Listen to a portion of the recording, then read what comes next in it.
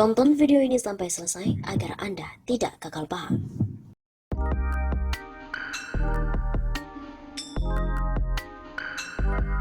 Parti Muda-Mudi di Bekasi, peringatan untuk Ridwan Kamil. Kritik PSBB Jakarta tapi malah mengabaikan wilayah sendiri. Sebuah video muda-mudi yang tengah asyik berjoget di sebuah coffee shop di Galaksi Kota Bekasi viral di media sosial pada Sabtu kemarin 26 September. Akibatnya coffee shop tersebut disegel oleh petugas gabungan dari Polres Metro Bekasi Kota, TNI dan juga unsur Pemkot Bekasi bersama dengan 3 coffee shop lainnya yang melanggar protokol kesehatan di tengah pandemi COVID-19. Menurut Direktur Eksekutif Indonesia Political Opinion atau IPO, Deddy Kurniasyah, adanya persoalan tersebut dikarenakan pemerintah setempat tidak tegas dengan regulasi yang diterapkan. Persoalan semacam ini akan selalu muncul selama pemerintah tidak tegas dengan regulasi, akan sia-sia imbauan mematuhi protokol kesehatan, tanpa ada payung hukum yang dapat dijadikan landasan, termasuk sanksi bagi pelanggar, ujar Deddy kepada kantor berita politik RMOL. Deddy juga melihat bahwa kepala daerah seringkali lebih memunculkan ego politik dibanding menyelamatkan warganya dari bahaya COVID. Hal itu, kata Deddy, juga terlihat dalam aksi demo di Solo, Jawa Tengah pada Kamis lalu 24 September. Sebelum dibubarkan, pihak kepolisian terkesan memberikan adanya konser dangdut yang diselenggarakan oleh Wakil Ketua DPRD setempat. Soal aksi muda-mudi di sebuah kafe di Bekasi, Deddy menyoroti kebijakan Gubernur Jawa Barat sebelumnya kerap kritis terhadap kebijakan yang diterapkan Pemprov DKI Jakarta soal pengetatan PSBB. Termasuk Ridwan Kamil yang justru mengkritik PSBB DKI, sementara ia abai menjaga wilayahnya sendiri. Pungkas Deddy.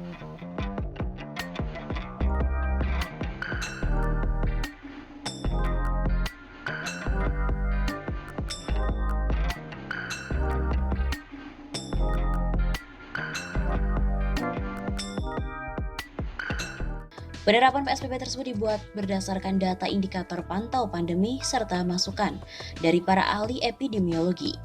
Gubernur DKI Jakarta Anies Baswedan menjelaskan indikator utama dalam keputusan pemberlakuan kembali PSBB adalah tingkat kematian atau case fatality rate dan tingkat keterisian rumah sakit atau bed occupancy ratio baik untuk tempat tidur isolasi maupun intensive care unit atau ICU yang semakin tinggi, menunjukkan bahwa Jakarta dalam keadaan atau kondisi darurat. Anies pun menuturkan sebanyak 1.347 orang di Jakarta meninggal akibat COVID-19.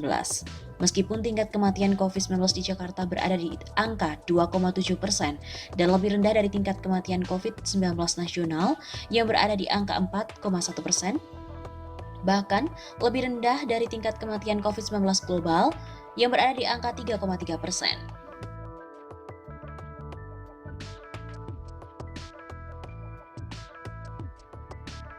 Jumlah kematian terus bertambah.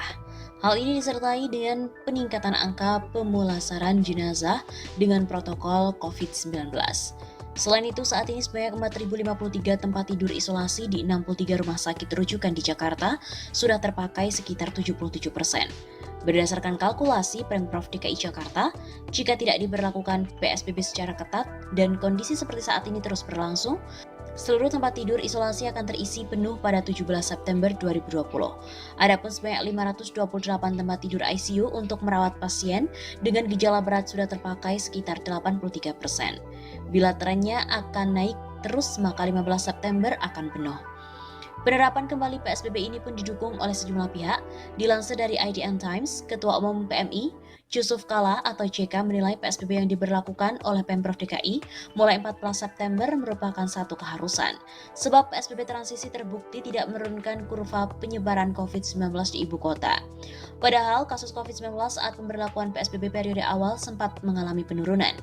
Untuk itu, JK beranggapan bahwa PSBB merupakan langkah tegas yang harus diambil demi menghindari penularan yang semakin masif. Bahkan, menurut JK, untuk memulihkan ekonomi, Indonesia harus menyudahi pandemi COVID dengan menangani virusnya terlebih dahulu. Dikutip melalui Kompas, ahli epidemiologi UI Pandu Riono menuturkan, pengetatan kegiatan masyarakat melalui rencana PSBB seperti awal pandemi COVID di Jakarta sudah tepat. Hal itu dikarenakan jumlah kasus COVID-19 di ibu kota terus meningkat belakangan serta tempat tidur untuk pasien mulai penuh. Pandu mengatakan rencana penerapan PSBB tersebut dibuat berdasarkan data indikator pantau pandemi serta masukan dari para ahli epidemiologi. Indikator itu terdiri dari epidemiologi, kesehatan publik, serta kesiapan pelayanan kesehatan. Menurutnya, langkah pengetatan kembali sudah terencana apabila terjadi peningkatan kasus.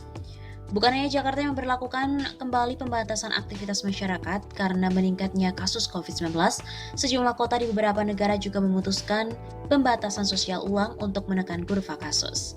Berikut ini adalah 4 negara yang kembali memberlakukan karantina wilayah. Bangalore merupakan pusat teknologi informasi di India, kembali menerapkan karantina wilayah pada 14 Juli setelah menjadi hotspot baru penularan COVID-19. Kota tersebut memberlakukan operasional transportasi hanya dalam kondisi darurat, serta toko yang menjual barang penting saja yang diizinkan buka. Kemudian ada Melbourne, Australia kembali memberlakukan karantina wilayah yang dilakukan terhadap sekitar 5 juta penduduk Melbourne, negara bagian Victoria pada Juli 2020. Upaya ini dilakukan untuk menahan wabah baru COVID-19. Negara bagian itu melaporkan rekor 428 kasus infeksi dan 3 kasus kematian baru sehari. Manila, pemerintah Filipina memberlakukan lockdown selama 2 minggu terhadap sekitar 250.000 penduduk kota Novatos setelah melonjaknya kasus COVID-19 dalam 2 minggu terakhir pada Juli 2020. Kemudian ada pula Hong Kong yang kembali melakukan PSBB pada Juli 2020 setelah mencatatkan lebih dari 200 kasus infeksi lokal dalam 2 pekan terakhir.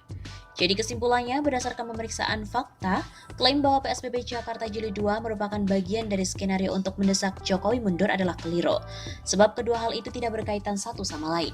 Karantina wilayah seperti penerapan PSBB Jakarta merupakan upaya untuk menurunkan kurva kasus COVID-19 dan menghindari kolapsnya layanan kesehatan.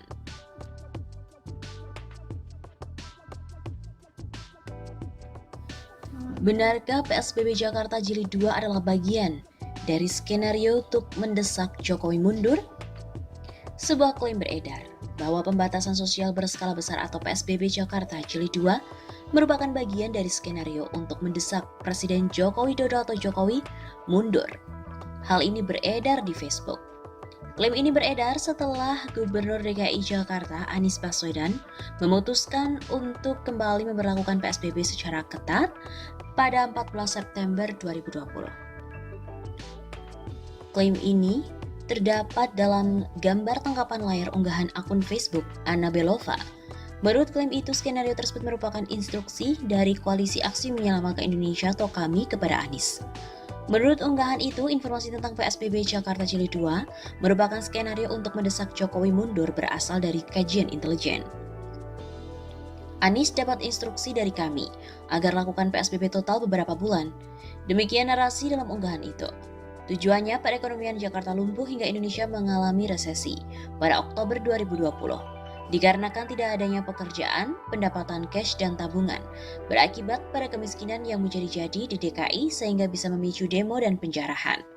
Bila itu terjadi, maka kami dan antek kadrun lainnya akan push provokasi kepada rakyat tentang Jokowi harus mundur karena gagal selamatkan rakyat. Ada misi jahat sedang dijalankan oleh Wan Abud, kadrun, dan kami bin Gatot Cendana. Demikianlah narasi di bagian akhir unggahan tersebut. Salah satu akun yang membagikan gambar tangkapan layar unggahan ini adalah akun Sidik Purnomo. Akun itu pun menulis, semua dikondisikan sesuai skenario para pengkhianat bangsa. Hingga artikel ini dimuat, unggahan tersebut telah dibagikan sebanyak 138 kali. Apakah benar PSBB Jakarta Jilid 2 adalah bagian dari skenario untuk mendesak Jokowi mundur? Berdasarkan verifikasi tim cek fakta dari Tempo, PSBB Jakarta Jilid 2 dan skenario untuk mendesak Jokowi mundur adalah dua hal yang tidak berkaitan. Pemerintah Provinsi DKI Jakarta memberlakukan kembali PSBB untuk menurunkan kurva kasus COVID-19 dan menghindari kolapsnya layanan kesehatan. Penerapan PSBB tersebut dibuat berdasarkan data indikator pantau pandemi serta masukan dari para ahli epidemiologi. Gubernur DKI Jakarta Anies Baswedan menjelaskan indikator utama dalam keputusan pemberlakuan kembali PSBB adalah tingkat kematian atau case fatality rate dan tingkat keterisian rumah sakit atau bed occupancy ratio baik untuk tempat tidur isolasi maupun intensive care unit atau ICU yang semakin tinggi, menunjukkan bahwa Jakarta dalam keadaan atau kondisi darurat. Anies pun menuturkan sebanyak 1.347 orang di Jakarta meninggal akibat COVID-19. Meskipun tingkat kematian COVID-19 di Jakarta berada di angka 2,7% dan lebih rendah dari tingkat kematian COVID-19 nasional yang berada di angka 4,1%, bahkan lebih rendah dari tingkat kematian COVID-19 global yang berada di angka 3,3%.